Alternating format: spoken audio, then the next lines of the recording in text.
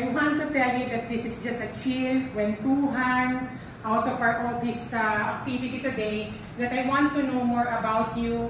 And I really wanted to know what are the things that we talk about in our pantry areas. And at the same time, what is coffee in our life pala, di ba? Ano ba ang kape para sa atin? So ano nga ba ang kape? Pero bago yan, gusto ko munang malaman if you will identify yourself to these 4 options we have here in the screen. Where do you belong right now? As of today, anong nararamdaman nyo? Sa palagay nyo, ikaw ba'y isang 3-in-1? Si espresso ka ba? Barako ka ba? Sir, kasi mukha ko kayong barako. Ha? So mukha ko ba sir na kayo yan? Batangas barako? Yes. Okay. How about you, madam? Decaf. Oh, decaffeinated. So that's what you feel today? Kayo po? Wala dyan actually. Wala. All in one. Okay, all in one. Sarap naman ng coffee ngayon, all in one. Ikaw, sir? Barako. Parang sounds barako, mama. Okay. So mukhang madaming barako dito. At kayo po? Pwede na sa kanya yung espresso. Espresso. Oo. So parang wala tayong all in one. So parang walang pumili kay 3-in-1 and decaf. Right? Decaf siya. Ay, sa decaf. Ako, all in one. All in one. So 3-in-1 natin. Okay, pero tingnan natin yung description usually natin based sa mga taong nagkakape. Kung ano ba talaga pakiramdam nila at ito yung kapeng iniinom. And I want to ask you, sa palagay nyo tama ba ang sinasabi? Na kapag 3-in-1 ang pinili mo, you're doing your best. That's what I've got. At kayong mga barako, totoo ba na matapang kayo kahit pagod? Agree ba tayo doon? Yes, lumalaban. Oh. Yun ang di wow. Ang pumili naman sa atin, so ang wala sa atin is, actually na-cover natin, sinabi natin, meron tayong 3-in-1, decaffeinated. Sa palagay niyo po ba is, I'm here but my soul's on leave? Do you agree? Nakapag-decaffeinated ang can you share a little story po ba? Bakit sa palagay niyo ganun? I don't know, kasi na-advise lang ng doc if I will take coffee kasi I'm taking so much coffee talaga. Okay. Coffee lover ako. Oh. So wala naman daw problem, i-reduce lang but make sure decaf ang iinumin ko. So, pati yung feelings mo parang naging decaffeinated na rin. Correct. At syempre, agree si Sir. Ano pong pangalan niyo, Sir? Adrian. Adrian. Agree si Adrian na matapang siya kahit pagod. Uwe! Okay. Kahit nasasaktan. Di wow! So since kapag na tayo, kape-check, let's see naman what is our goal. Kasi kasi kala mo lang, nagkakape ka lang, nagkakape lang ako every morning. Pero minsan our emotions is linked to the coffee or the food that we are taking. Na kaya ako pala gustong mag-espresso ngayon kasi matapang, gusto ko gising ako buong araw. Kaya ako pala gusto mag-decaffeinated kasi gusto ko nakapagkape ako pero makakatulog pa rin ako mamaya. So hindi siya simpleng kape. It is linked to our emotion for that certain day. Pero hindi ibig sabihin na hindi nagbabago. Maaring barako si Mr. Adrian today, pero bukas gusto niya decaf. Napagod siya kasi di ba? Ang tapang tao, hindi atakbo siya today di ba? So tomorrow, baka iba na. So let's see. What is our kape timpla goals? Hindi lang pala basta kape, may timpla pa. So, can you read for me, Adrian, ano yung kape timpla goals natin? Kasi it's actually, the kape timpla goals is our CPR. Our goal 1 is cup. May kape ka pa ba? And then goal 2 is pantry. Kapehan lang ba talaga? And then goal 3 is reheat. Mainit pa ba kape mo? So, reading about this kape team, this kape timpla goals, can you relate it to your personal day-to-day activities, feelings?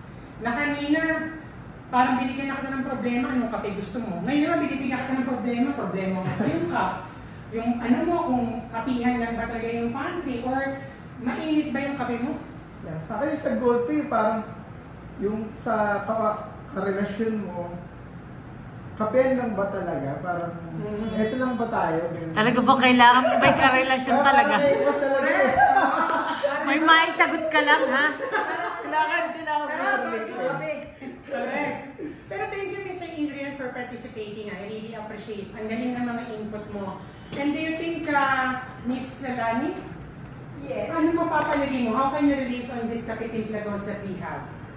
Sa akin, simple lang. Yung reheat. Kasi normally, in the morning, pag sobrang busy tayo, yung kape natin lumalamig.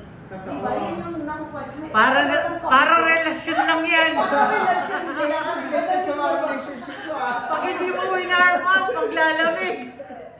So, kailangan talaga nakakonsentrate. Diba? Correct. So we can safely say na ang pagkakape hindi lang based sa may gusto kang inumin. Pero there's an emotion involved, right?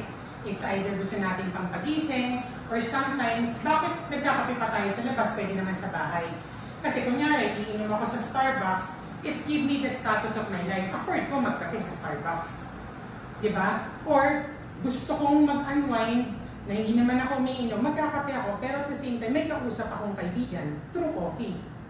So, hindi lang siya basta nagkakape. May emotions doon. We share memories, we share conversation, we even assess what is the status of our life through having coffee. Kasi iba yung impact na nag-3-in-1 sa bahay, so naka-Starbucks ako, di ba? Tapos magkukulik pa ako ng stickers. O di ba? Sana all may 18 stickers. Tapos nanginginig din kami natin. Ayan, sticker daw.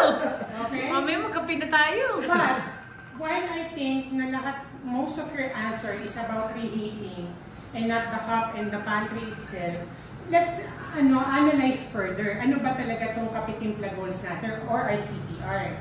So, doon tayo sa cup. Ano po ba ang nakalagay sa cup, sir? Pakibasa po. This look makes a bell round when I pass this imaginary coffee cup. Complete the sentence today, I need a refill. Okay. So kanina, I am already telling you and sharing to you that our feelings also relates to the coffee that we drink and what we do. So imagining that you have your coffee cup here and I give it to you and each of you will tell me, if you're given a chance to choose not even a coffee, Miss Lani, what do you think you need to be refilled with? So for instance, I can say that today, I need a refill of energy. Maybe because I did not have enough rest, or maybe you did not felt so loved this past few days, so I will say I need a refill of love. So can you get this and pass it over? And let us know what we, because maybe one of us can give the refill that we need, right? Yeah. Okay. I need a refill of actually energy. Energy. I'm feeling sick. Yeah. Okay, energy. Energy. Oh. Thank you, Miss Lani. I need a refill of sacred exchange. Ano daw? Sacred exchange. Read between the lines, ma'am. How about you? I need a refill of money. And that will be given a solution when you see our pantry serie keynotes, because that's all our objective, to make you all refilled and satisfied. Me, I need to refill my determination. Ano ka mo? Determination talaga. Ala ka pa nun? And, sir, refill din yun. Okay, for me, I want to refill, I think more inspiration. Naku po. Kaya,